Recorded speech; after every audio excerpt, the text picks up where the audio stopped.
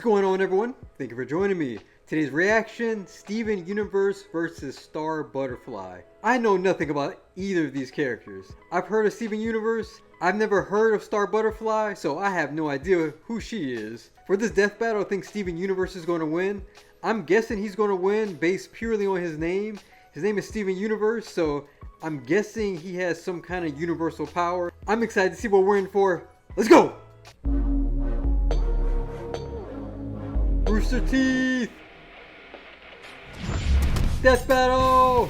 Steven Universe, a superpowered half-human, half-gem teenager. And Star Butterfly, wild child princess from another dimension. They've both struggled said with their half responsibilities to save the world, but when pitted against each other, whose heroics will triumph? He's Wiz and I'm Boomstick. And up, it's y'all? our job to analyze their weapons, armor, and skills to find out who would win a death battle. Death battle! 10 years. The Diamond Authority was an alien superpower set on conquering the universe for their own gain. They're literally diamonds, like shiny alien rock people. As the most powerful of the gems, the diamonds led armies of lesser gems, including pearls, amethysts, and others, to prepare planets for destruction by the Authority. These armies were trusted to obey. But they had an enemy rock person, Rose Quartz. She'd been living on Earth and really liked the place, so she was leading her own group of gems in rebellion, the Crystal Gems. To which the three Interesting. diamonds of the Authority responded by trying to destroy every gem left on Earth. That Wow. sounds like overkill. But in a huge blast of light, every gem was corrupted or destroyed, except for Rose and her closest gems, a garnet and pearl. She'd managed to defend them all with her shield. Given the light emanating from this attack and its distance, we can estimate it to be over 843 million tenajoules per second of energy. That's not real. Joules. More like That is not joules. real. Am I right?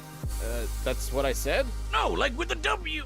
Never mind. Well, now with the diamonds rebuffed, Rose was able to settle down, and she even met a human she got along with, Greg Universe. What a badass. I wish my last name was Universe. They got along so well that one thing led to another, and whoops. Rose had to give up her body so their son could be born. True to his heritage, Steven has many gem-related powers. Since when Rose gave up her body to create him, she effectively gave him all of her power as well, including her own gem. And while Steven's a stalwart pacifist, this led to him following in her footsteps to defend Earth from the diamonds when they inevitably return. But he's got plenty of ways to defend himself and the others. He can create shields and bubbles to protect from different attacks, use bubbles to teleport things away, and shapeshift to get bigger. He can also control This his is so personal unique. gravity to float or jump as high as he wants. And he can even fuse with other gems, or sometimes They got a human. fusion? Wonder what a fusion between us would look like. Fusions tend to result in a more powerful Instead of entity fusion. than the sum of its parts, but I'm not sure that would happen. Yeah, you're right. You wouldn't be able to handle it. Sure. Wow. Anyway, as a gem, Steven is design. much stronger than an average child. While he doesn't look for conflict always seems to find him. Like when he's taken on huge monsters or pushed through the G-forces of faster-than-light travel. And when he's in a fight, he combines that crazy strength with awesome speed and agility. He can outrun an alien security what is system pink, with electric Steven? fire and ice attacks, and he's dodged lasers. Even if he can't get away in time, Steven survived an entire temple exploding and taken hits from a bunch of gems, which is huge. I mean, Garnet once punched so hard she could split a mountain. Another gem he's on Wow. par with, Lapis, They're strong. telekinetically lifted the entire ocean into the atmosphere. Boomstick, do you What? know how heavy the ocean is? No, do you know how heavy the ocean is? The effort required for that would be anywhere from 92 petatons to over 10 zetatons of TNT. Man, The that's a lot of numbers. water. His bubble and shield are also way stronger than they look, since they can defend against attacks from the diamonds themselves. Not even Steven's spit could have helped with that attack. Oh, if you haven't heard, his spit can heal people. His saliva can even give plants like What? fruit humanoid form. Just spitting out seeds from a watermelon has gotten Steven in quite a bind before. That's not gonna pop up and attack me, is it? No, Boomstick, regular watermelons don't attack people. But depending on Steven's emotional state, he has varying control over his plant-based life form. Oh! You gonna eat that? Aside from his spit, Steven's tears have brought people back from the dead. They just turn pink and have powers of their own after. It's weird. Despite not being one to pursue conflict, Steven's been stuck for a while making the best of carrying on Rose's duty. So his kindness and feelings of responsibility for those around him push him to use those healing abilities whenever he can. He can even mend himself with accelerated healing that lets him fix fractures and minor injuries nearly immediately. And when Steven's knocked out, he can leave his physical body, sort of like a ghost. The drawback is he can't physically interact with anything while he's projecting. But when Steven goes to sleep normally, he can possess other people's bodies. Good luck trying to fall asleep in a fight, though. I've tried. Dude. But protecting the Earth wasn't the only surprise Steven's mother left for him. As it turns out, she was never actually Quartz at all. She was, in fact, Pink Diamond, one of the heads of the Diamond Authority. What? Despite being sent to Earth to conquer it, she fell in love with the planet, which led her to give up her title and transform into Rose Quartz. All of this was withheld from Steven for most of his life, as Pearl worried how the truth might change him. Oh, believe me, parental trauma This is so will take a interesting. toll on anyone's mental state. And when Steven gets too overwhelmed, he taps into his latent diamond abilities, making everything way stronger Ooh. and way killier. In this, his pink state, he's so fast Okay, his perception that's of pink, time Steven. slows to a crawl. His bubble and shield become hexagonal and strong enough to crush other gems. Like when he lost control of his emotions in a fight with Jasper and killed her. He did bring her back to life Wow, with they his super kill tears, people in this but cartoon? that kind of stuff made him think he was a monster, and he basically turned into a pink state Godzilla. But this wasn't Steven hulking out all of a sudden. It was the result of a full emotional breakdown after years of stress and trauma. Oh. Luckily, his friends came in Goodness. clutch and it worked out okay. But he still risks becoming a monster if he's ever This seems completely emotional. emotionally broken. With the The support story. of the crystal gems, his dad, and his friends, Steven managed to work through his personal issues, so hopefully he's not faced with becoming a monster ever again. So that's one less monster to worry about, Tokyo. And since Monster Steven has the same power as his pink state, just with absolutely no control, Steven's still powerful enough to take on anything in his way. Of course, Wow. if it was up to Steven Universe, everyone would just be friends. Garnet, Amethyst, and Pearl, and Steven! This seems like a more emotional When Marco met the drama-based new story. exchange student at his school, he thought he was just making a new friend from a different What place. is she doing? And he definitely didn't think she'd be a magical princess who'd drag him along for all of her crazy adventures. This girl from Uni Mew what? What? was a little weird and a little wild. And on top of bringing magic to Earth, she might have brought along a few extras as well. This displaced heir to the throne and defender against monsters was Dude. none other than Star Butterfly. She may have been backed up by generations of magic users before her and super strong in her own right, but Star wasn't the perfect princess. She would have been sent to the terrifying and personality-draining St. Olga's School for Wayward Casual Princesses, but unicorn luckily, tamer. Star's parents took one look at that place and decided, no way, she's going to Earth instead. You know, Earth really isn't the best place for her to be practicing magic. We're not used to people casually casting spells here. What'll humans scooped him say? Well, since Star is a Mumin, What the f is a Mumin?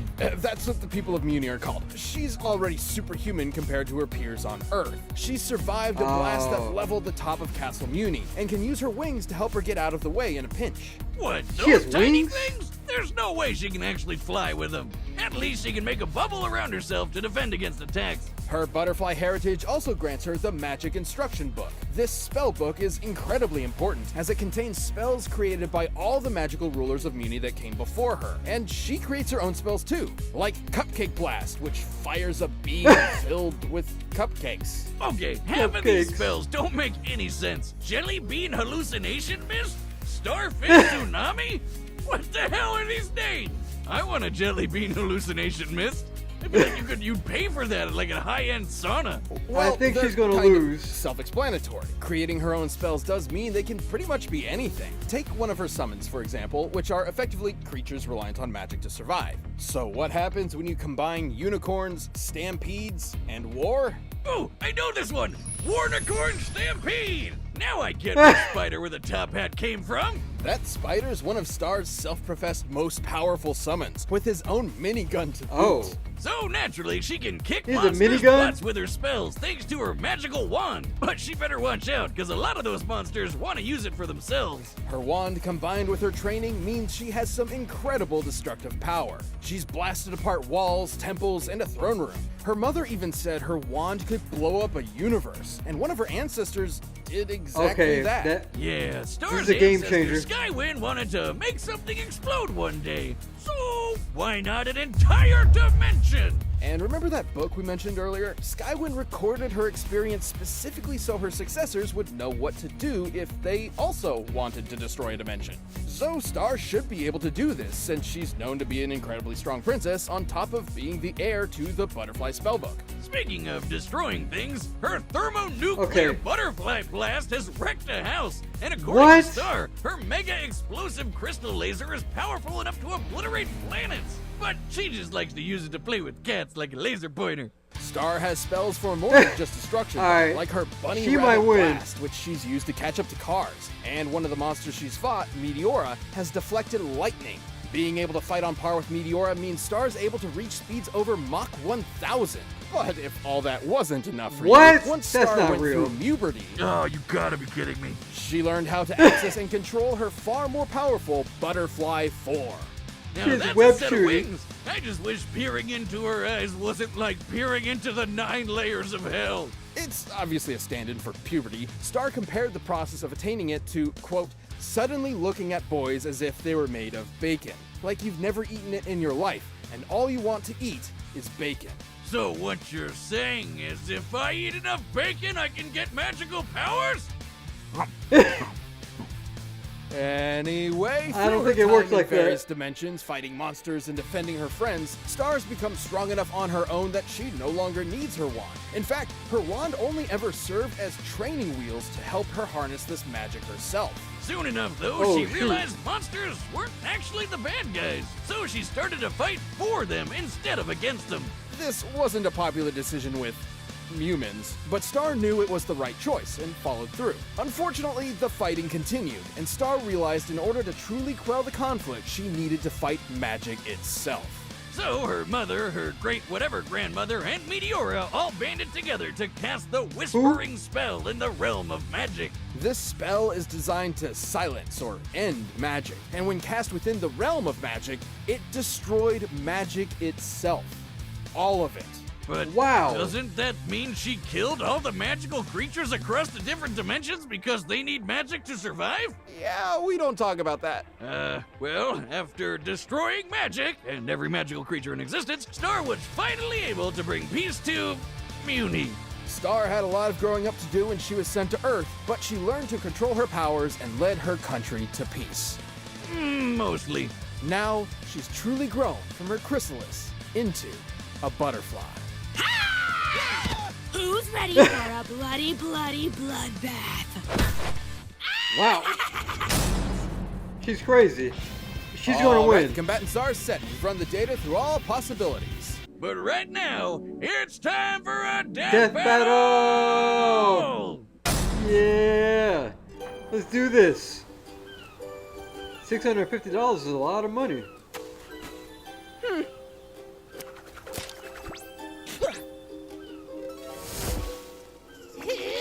Oh.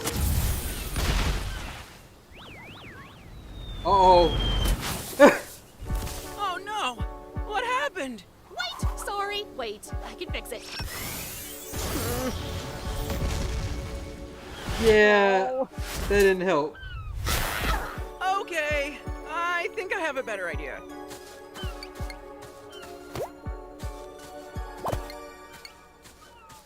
What's Wow. What's he Grumpy doing? Munch. I'll cheer you up.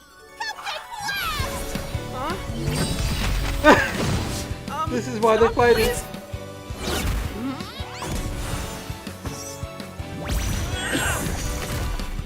Man, she's already dominating them.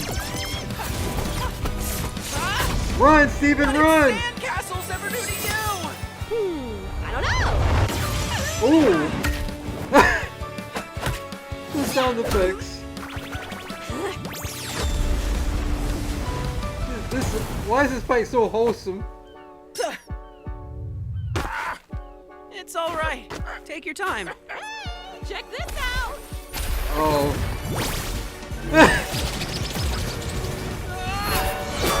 Ooh. Oh, the sandcastle. No. Huh? She has evolved into What's wrong? Star Butterfly. Man, you better run. What's wrong with you? Just leave me alone. He's hulking out. More cry. Oh. See you later, Pinky. Dude. Okay. Hulk Universe is no joke. Whoa, that's neat. Oh.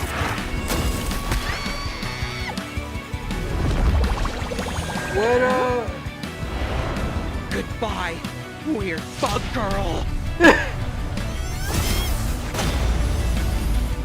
Oh.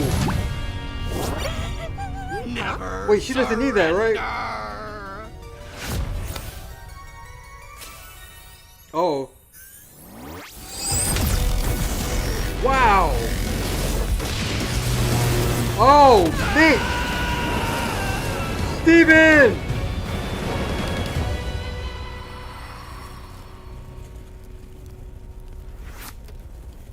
Oh my gosh. I won! Yeah. Yeah. KO! I don't think she won what she thought she won there. Steven definitely had a better sandcastle. With Steven's strength and healing abilities, Star was definitely between a gem and a hard place initially. And when Steven went pink, made it a whole lot tougher on her. And since Steven was an alien gem and not technically magic, Star's whispering spell couldn't touch him. But she still had the advantage in the end.